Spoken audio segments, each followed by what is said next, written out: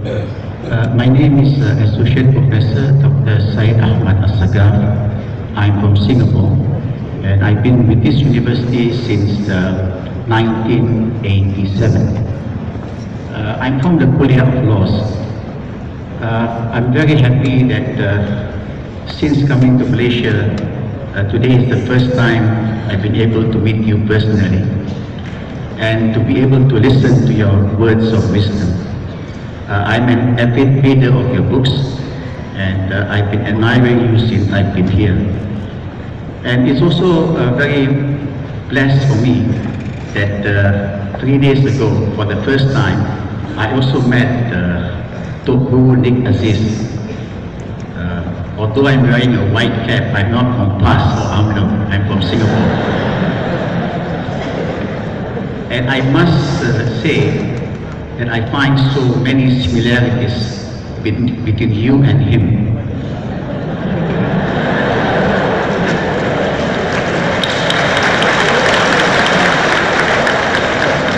And I wish that both of you will be our leaders in Jannah. I'd just like to add a footnote, just 2 points from what you have said, about going back to the times of our Nabi Sallallahu Alaihi Wasallam. I think you have been speaking a lot on the physical changes in terms of the environment, from horses to tanks.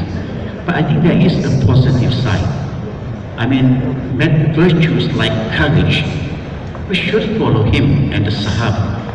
The scientists of today, they need courage to explore and go beyond the frontiers of knowledge.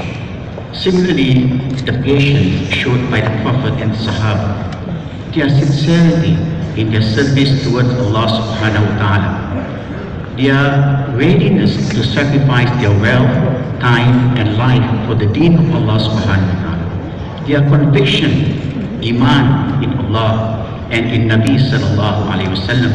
I think these are good virtues that we should follow even in our today's life, despite the changes in our environment. And secondly, I have always felt that people like you should be used more for the benefit of the Ummah rather than Malaysia. I sometimes thought that why not ex-leaders, prime ministers and presidents of Muslim countries can get together and not look at their country's needs, but the needs of the Ummah, and make some advices to us, so as to show us the way in the difficult times that we are facing today.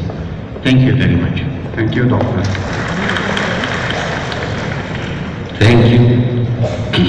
I think it still goes back to the choice that we are given, to reject the bad and accept what is good. Of course, if we refer to the life and teachings of the Prophet, we cannot reject any of them because they are all good. But we don't follow. We don't follow what the Prophet says. We don't follow even the injunctions in the Quran, which is the message from Allah subhanahu wa ta'ala. For example, when we are told all Muslims are brothers, I am the brother of Nik Aziz. But beyond that, when you do something wrong, I cannot accept something that is wrong. That is why I differ from him. I believe that religion should not be made use in politics, but democratic politics, because you are bound to misinterpret religion in order to justify whatever it is that you do. On law, you are a lecturer, professor of law. I know the principle. I am quite sure you agree with me that the principle in law is to achieve justice. So many times in the Quran, 43 ayat mentioned that when you judge with justice. The emphasis is on justice, not on punishment. But we are more interested in the severe punishment. Punishment must be meted out, but it must be done with justice. When I said to Nik Aziz in a letter to him that we live in a multiracial, multi-religious country, if you say that you will apply hudud laws only to Muslims, that will result in injustice. Because when two persons steal, one is a Muslim, the other is not a Muslim, you cut off the hand of a Muslim and the non-Muslim gets 2 months jail. Is that justice? It's not justice. If it is not justice, it's not Islamic. The stress in the Quran is always on justice, not on punishment. But we like punishment. We like to show that Islam will shoot to death a person who commits zina, will chop off the heads, chop off the hands, and even the legs. Because in Sudan they cut off the leg as well. Because after cutting one hand, they have to go for the other leg.